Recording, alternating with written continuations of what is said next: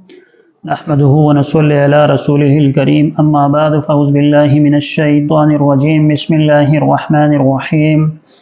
وعن عمر رضي الله تعالى عنه عن النبي صلى الله عليه وسلم قال لا يسأل الرجل فيما ضرب امرأته عليه صدق الله العلي العظيم۔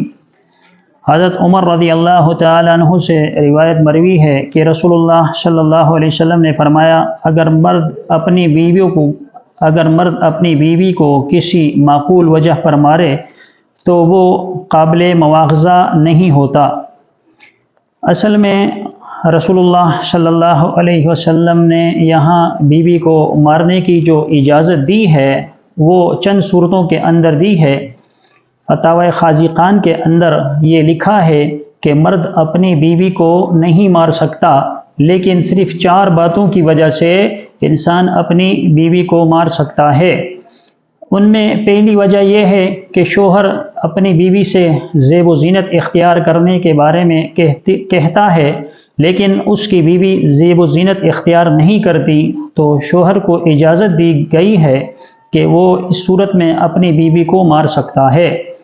دوسری بات جو فتاوی خازقان میں لکھی گئی ہے وہ یہ ہے کہ کوئی شخص اپنی بیوی کو بار بار سمجھاتا ہے کہ میری اجازت کے بغیر گھر سے باہر نہیں نکلنا، لیکن وہ عورت جو ہے وہ بار بار گھر سے نکلتی ہے اور شوہر کو پریشان کرتی ہے، تو اس صورت میں اگر شوہر بیوی پر ہاتھ اٹھاتا ہے اور بیوی کو مارتا ہے تو اس کی اجازت دی گئی ہے۔ اور تیسری بات یہ ہے کہ صوم و صلات کے اندر یعنی بعض اوقات عورت وہ ناپاک ہوتی ہے، مینسس کی وجہ سے یا ماہواری کی وجہ سے وہ ناپاک ہوتی ہے۔ ایام ماہواری گزرنے کے بعد بھی جب عورت زیادہ دیر تک ناپاک اور گندی حالت میں رہتی ہے اور شوہر باوجود اس کے سمجھانے کے جب وہ پاک نہیں ہوا کرتی تو شوہر اسے اگر مارتا ہے تو اس صورت میں بھی وہ قیامت کے دن اس کا مواخذہ نہیں ہوگا اور اللہ تبارک و تعالیٰ اسے سزا نہیں دیں گے۔ اور چوتھی بات جو فقہا نے یہاں لکھی ہے وہ یہ ہے کہ مرد جب عورت کو اپنی ضرورت کے لیے یعنی جمع کے لیے بلائے اور عورت اس پر آمادہ نہ ہو بغیر کسی شرعی عذر کے تو وہ عورت گناہگار ہوتی ہے۔ اب مرد کو اختیار ہے کہ اسے وہ مار سکتا ہے اور اسے وہ سزا دے سکتا ہے۔ بصورت دیگر خدا نخواستہ اگر کسی عورت کو وہ حیض ہے یا اتنا زیادہ بخار ہے یا کوئی ایسا صدمہ ہے یعنی کہیں فوتگی ہو گئی ہے اس کی وجہ سے اسے صدمہ ہے تو اس صورت میں عورت کو نہیں مارا جا سکتا۔ اس کے علاوہ عورت کو اگر کوئی عذر لائق نہ ہو تو عورت کو چاہیے کہ وہ مرد کی اس ضرورت کو پورا کرے یعنی اس سے جمع کرے تاکہ اس کی وہ نفسانی خواہش اور نفسانی ضرورت جو ہے وہ پائے تکمیل تک پہنچے اور اسے ایذا اور تکلیف نہ پہنچے۔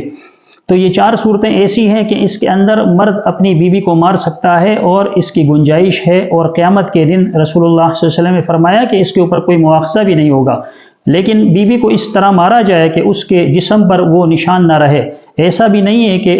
ایک شوہر جو ہے وہ بیوی کو اتنا مارے کہ پھر اسے اسپتال یا ہاسپٹل جو ہے شفٹ کرنا پڑے، یا خدا نخواستہ ایسا مارا جائے کہ اس کے بعد وہ گھر کے کام کاج کے بھی قابل نہ رہے۔ بس ضرورت کے مطابق جو ہے وہ تھوڑا سا غصہ کر لے یا تھوڑا سا مار پیٹ اس کے ساتھ کر لے تاکہ اس سے یہ نصیحت مل جائے کہ میرا شوہر مجھ سے ناراض ہوا ہے۔ اور قرآن کریم کے اندر بھی فرمایا گیا فَاعِظُوهُنَّ وَاضْرِبُوهُنَّ کہ پہلے اس کو نصیحت کی جائے، پہلے بیوی کو سمجھایا جائے۔ اگر سمجھانے کے اوپر بھی اور نصیحت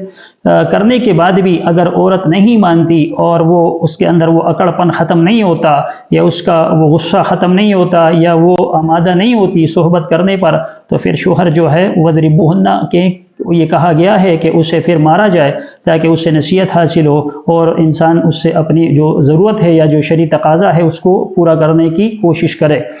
تو ان 4 صورتوں کے اندر بیوی کو مارا جا سکتا ہے، اس کے علاوہ اس گنجائش نہیں ہے کہ کوئی خواہ اپنی بیوی کے اوپر ہاتھ اٹھائے اور اسے سزا دے۔ اللہ تبارک و تعالی ہمیں اور تمام مسلمانوں کو رسول اللہ صلی اللہ علیہ وسلم کی سنت کو اختیار کرنے والا بنائے۔ آمین۔ وآخر دعوانا ان الحمد للہ رب العالمین۔